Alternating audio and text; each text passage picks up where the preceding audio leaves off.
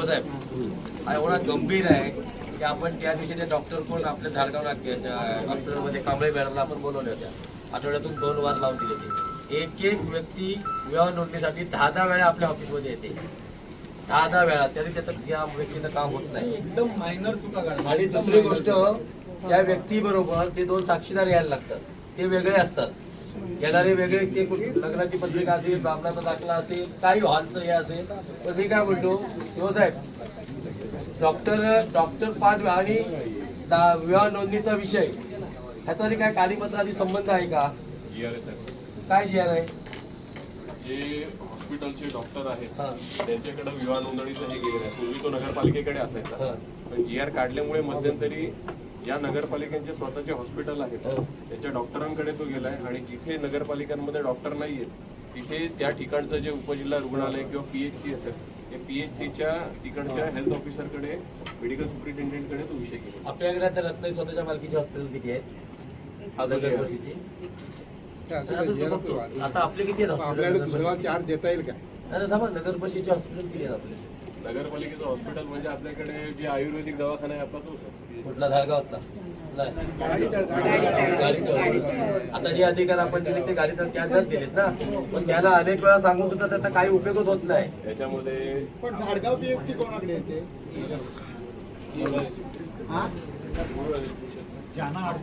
त्याच्यावर आपण पर्याय असा काढलाय, भरपूर तक्रारी येतात. भरपूर आपण म्हणजे त्यांच्याशिवाय ते काम होऊ शकत नाहीये, कारण मेडिकल ऑफिसरच लागतो GR नुसार.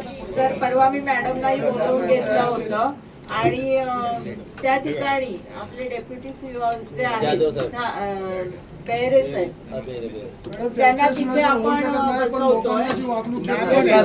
सोल्युशन पण साहेब निघालं. लोकांची वागणूक भेटते ते चुकीची भेटते. कोणतरी इथे काहीतरी भांडणं होणार आहे बोललं जातं लोकांना. अध्यक्ष महोदय, एक विषय असा होता, एक इम्रान जागीरदार मुलगा होता, तो विवाह नोंदणीला आला होता.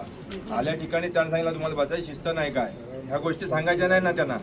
साहेब बघा, जर कधी चुकीच्या पद्धतीने काय बोलत असतील तर त्यांच्यावर शिस्तभंगाची कारवाई करते.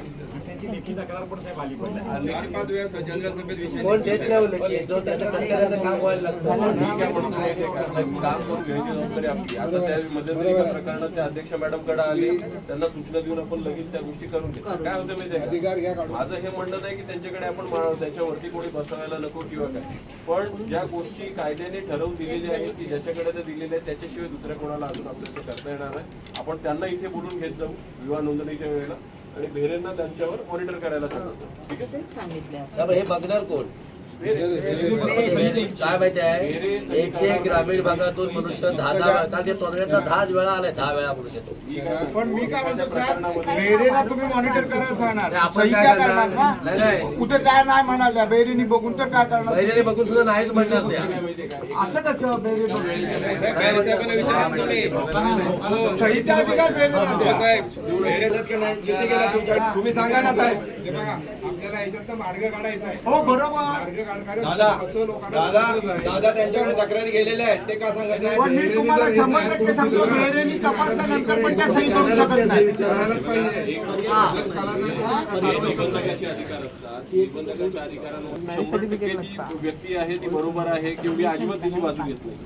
पण काय होतं, काही वेळेला ही प्रकरणं सेन्सिटिव्ह असतात, त्यामुळे बऱ्याचदा त्याच्यामध्ये सगळे डॉक्युमेंट तपासणं गरजेचं असतं. काही वेळेला मला असं लक्षात येत आहे की त्या गरजेपेक्षा जास्त पोलीस चिरतायत किंवा रिलेव्हंट डॉक्युमेंट सोडून काही गोष्टी मागितल्या जातात. तशी त्यांना आपण सक्त लेखी त्यांना नोटीस पण देऊया आणि त्यांच्यावरती मॉनिटर करायला आपले उपमुख्याधिकारी पण करा. एक असा विषय आहे, एका एक ब्राह्मण आहे, त्यांनी तो हा विषय पार पाडला लग्नाचा आणि त्याने सर्टिफिकेट दिलेलं आहे. सगळे पेपर त्या फाईलला जोडलेले आहेत. ह्याने काय सांगितलं, नाही तो वारला, तो जिवंत आहे, तो राहतो कुठे, तो राहतो भाड्यात.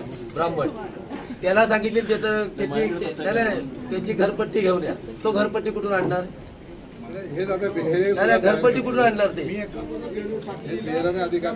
त्यापेक्षा बेहरेनी पुनर्करणी प्रकरण यांनी सही करायची. आपण फक्त मीटिंग मध्येच बोलणार आहे, सर्वसामान्यांना त्रास होणार आहे. गरजच नाही सही. एखादा माणूस जेव्हा जातो ना, फोटो बघितला जातो, फोटो बघितल्यावर त्याच्यात केस आहेत, आता केस नाहीत म्हणून विचारतात. आता फोटो केस होते माझ्यावर आणि मी आल्यानंतर केस काढून मार्ग निघाला पाहिजे एवढ्याच मुद्दा आहे त्याच्यावर. बाकी काय नाही. परत लावतील. याचा कसा स्कोप तरी आहे. नवीन डॉक्टर अपॉइंट करा. साहेबांना जर न्याय द्यायचा तर हे त्याच्यावरती काही पर्याय निघाला पाहिजे. आता परत एक महिन्यात मिटिंग लागणार. मिटिंग मध्ये हा पुस्तक होणार. त्याच्यामध्ये पेंडिंग प्रकरण 50 राहणार. तुम्हाला सर्वसामान्य नागरिकांनी या ठिकाणी फक्त नगरपालिका पहिल्या जनरलला मी विषय मांडला. काय उपयोग आहे त्याचा? आपण मारून त्यांना 2 वार लावले तरी उपयोग काय किती द्यावा? आता याचा रेकॉर्ड कोण ठेवतोय? मेहरे साहेब तुमच्याकडे जेव्हा फोटो तुमच्याकडे रेकॉर्ड असतो. एकूण प्रकरण किती येतात? विवाह नोंदणी मग कोणच्याकडे येतात? पण तुमच्याकडे घ्या ना डिपार्टमेंट तुमच्याकडे घ्या. पहिला एकच वार होता त्यामुळे आता पेंडिंग नाहीये. तुम्ही यांना 10 वार जरी दिले तरी ती प्रकरण पेंडिंगच.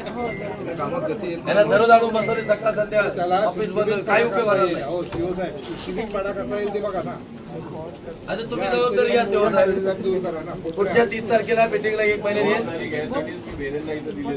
बेरेंचे अधिकार मान्य आहेत का ते विचारायला आता मग माझे अधिकार होते ते बोललो की शिवसाहेब तुम्ही बोलले तरी सही नाही आपण एक आठवड्यात ट्राय करून बघूया ना. एक काम करा नगर परिषदेच्या बाहेर बोर्ड लिहा. व्यवहार नोंदणीची कुठली तक्रार असल्यास आणि आपल्याला हे केल्यास योग्य ते कारवाई केली लिहा बाहेर बोर्ड. माझं काय म्हणणं आहे आपण काय आणि तक्रार निवारण कक्ष तयार करा. विवाह नोंदणीच्या तक्रारींसाठी स्पेशल मीटिंग त्या दिवशी तिथेच बसायचं जाऊ. तिथेच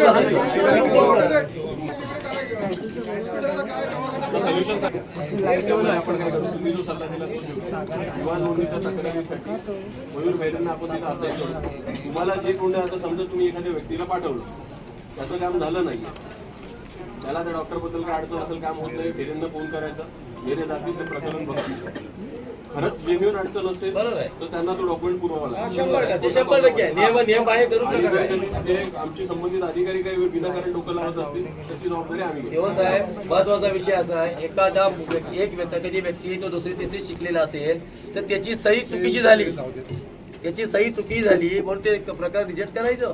तो अशिक्षित म्हणून तो तिथे साक्षीदार आलाय. मी आहे ना त्याच्यासाठीच बोललो की त्याच्यासाठी आपण एक पूर्ण वेळ अधिकारी मला वाटते महाराष्ट्रातली पहिली केस असेल आणि ते तुम्ही लक्ष घालून करावं.